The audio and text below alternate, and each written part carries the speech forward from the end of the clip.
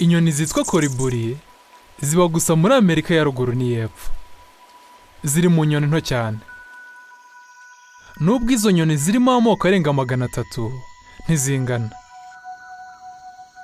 Inyinshi muri zo zifite uburebure buri hagati ya santimetero 6 na 12.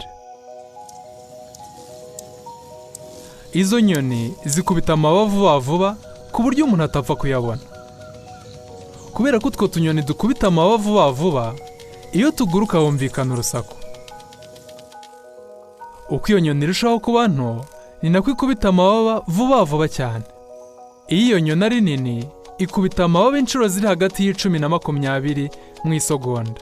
Naho inyoni nto igakubita amababa inshuro ziri hagati ya 70 na 80 mu isegonda mu gihe iguruka bisanzwe.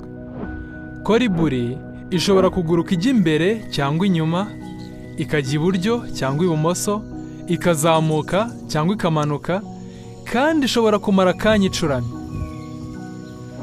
Izo nyoni zishaka ibizitunga mu ndabo. Nubwo izo nyoni ari nziza, usanga zigira amahane.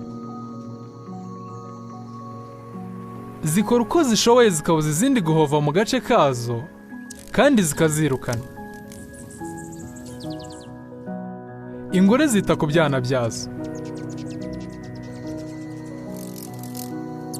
Iyo igihe kigeze ngo ingabo zihure n'ingore, zikora uko zishoboye zikarinda aho zizororokera.